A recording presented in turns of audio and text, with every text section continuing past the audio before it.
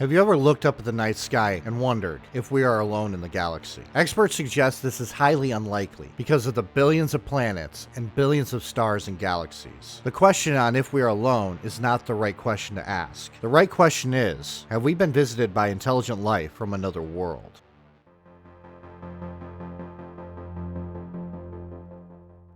Yeah, I'm sorry guys, I had to take a small break. I had promised 3 videos in September, but personal things plus the frustration with YouTube kinda made me need to take time away. I know it wasn't long, but because of it, decided to up the number of videos in October to 4. Why? Well, I have to get you all ready for this month anyways. As tradition, in October, I dropped doing blood, guts, and other crimes, and focus on the topic that is more spooky and themed around Halloween. This year is aliens and UFOs.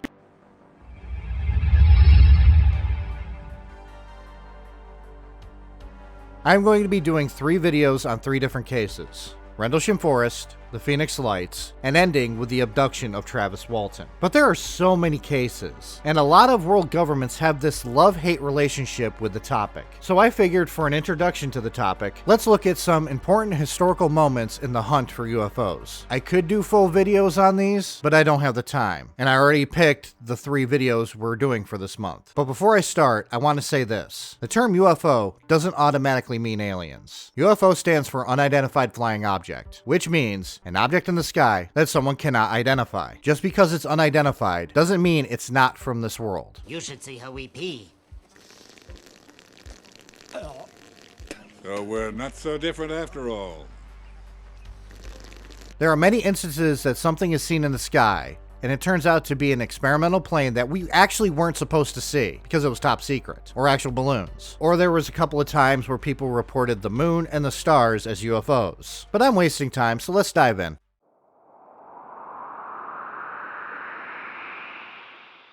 To explain what happened the night of February 24th and into the morning of February 25th, 1942, we have to go back a couple of months. On December 7th, 1941, Japan attacked Pearl Harbor, which brought the United States into World War II Electric Boogaloo. A state of war has existed between the United States and the Japanese Empire.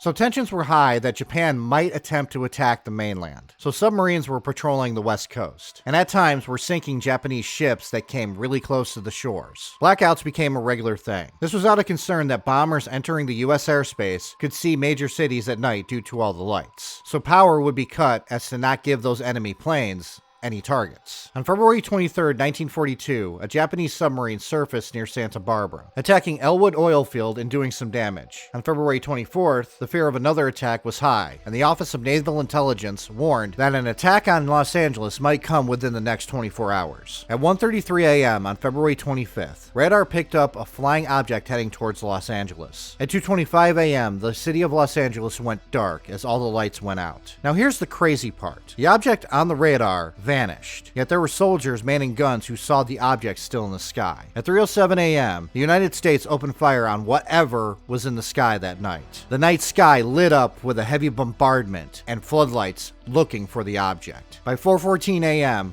the bombardment ended, yet nothing had been shot down. It came out after the war, in 1945, that Japanese had not sent planes out that night. So what was it that the United States Navy was shooting at? What was picked up on the radar that night? Enter this photograph, with what appears to be a flying saucer in the middle of searchlights, with flashes of light all around it. While this looks scary and like proof of a UFO, in reality, it really isn't. In fact, the photo was retouched and heavily modified before it was published. What you're seeing is just searchlights pointed at nothing. There was a report that what caused the incident was 2 weather balloons that were launched that day. Whether or not that is the case is hard to say. It is the official explanation though. If you want to learn more about it, there is a video by Lamino that goes over it. I suggest you check it out. There will be a link in the description.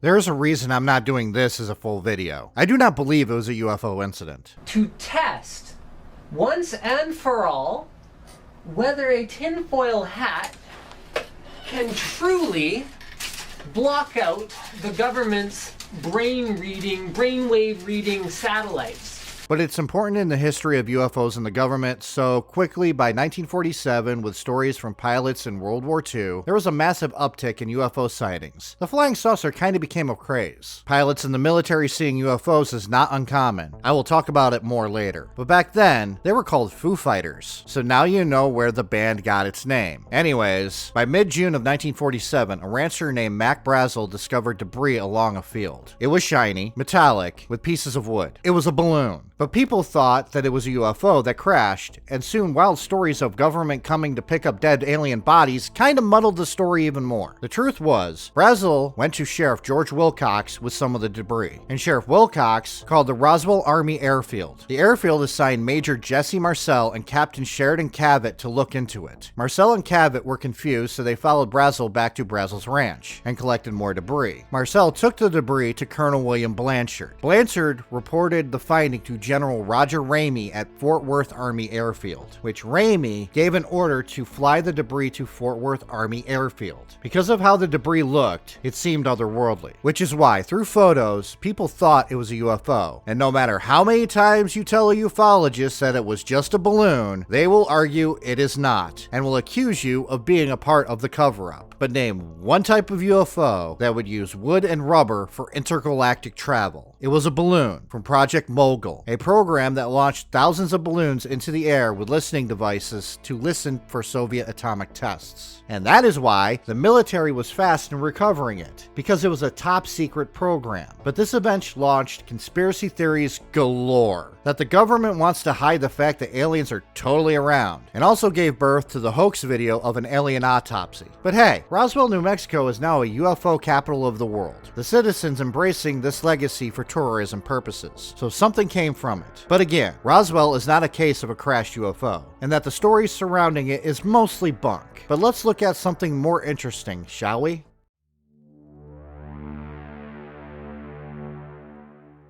The History Channel made a series based off this whole thing, which I have never watched because the History Channel is full of shit with a lot of things, like Vikings not wearing armor, or ancient aliens, which I'm never going to get into because that idea is stupid and makes my brain hurt. But Project Blue Book was a real thing. Much like in the 40s, in the 50s, there was a huge uptick on reports of flying saucers. So starting in 1952, the United States Air Force put together a team to look into these strange reports. This is what they were hoping to find out. 1. If UFOs were a threat to the United States. 2. If there was a more reasonable explanation for these sightings. And 3. Why do aliens abduct only rednecks? I don't know if anybody's ever asked you directly, sir, but are you a lizard? Okay, that last one wasn't part of it. But from 1952 to 1969, the Air Force investigated reports and came to these conclusions. That 1. No UFO reported, investigated, and evaluated by the United States Air Force was ever an indication of threat to our national security. 2. There was no evidence submitted to or discovered by the United States Air Force that sightings categorized as unidentified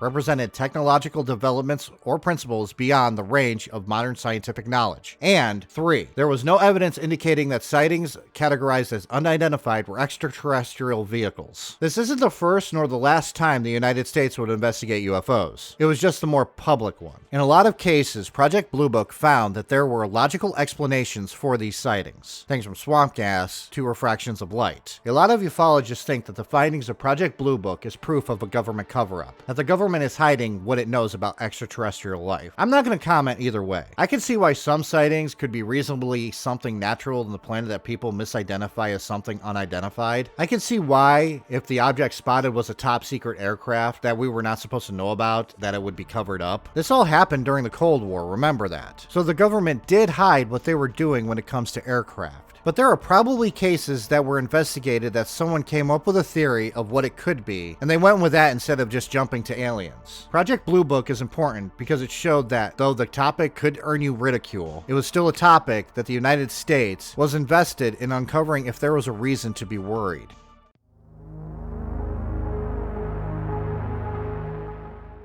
So anyone else remember Storm Area 51? Yeah, for reference, there was a time this base was actually secret. As in, if you asked a politician back in the day if this base existed, they would tell you it didn't, even though there has been a mountain of evidence that it existed. This all changed in 1998, when the Air Force just kinda gave up hiding their super secret, not really that secret base. But because of how secretive it is, there's a belief that the US government has alien spacecrafts, alien bodies, and are reverse engineering alien technology at the base. Well, guess what? We actually really don't know what the government is doing at that base. There are some who claim to have worked in the base who said that these things are true, but there is really no video or photographic evidence of any of this. So what is at Area 51? Lots and lots of experimental aircraft. Area 51 is where the US military experiments with aircrafts. It comes up with new designs, and while it's secret, so that what we're working on there doesn't get leaked to China, or back in the day, the Soviet Union. So yes, they have unidentified flying objects there, just not from a different planet or a different dimension. Just our own stuff that we make to stay ahead of every other country.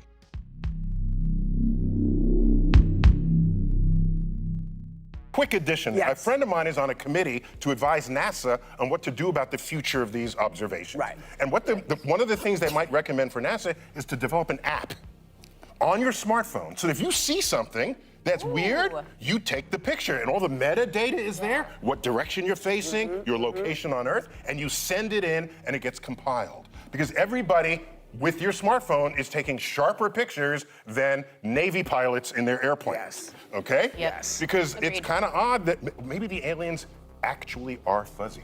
I mean, maybe they.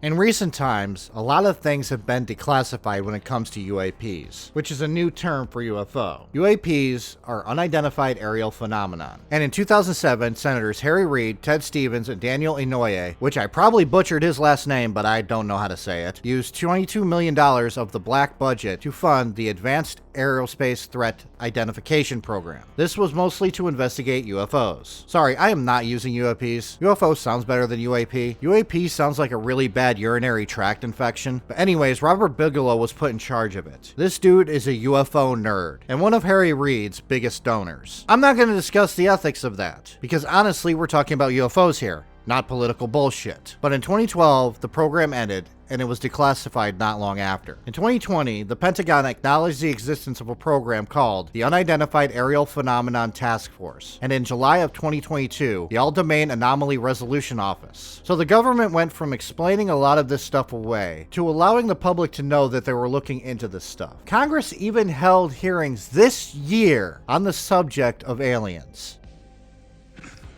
Several months ago, my office received a protected disclosure from Eglin Air Force Base indicating that there was a UAP incident that required my attention.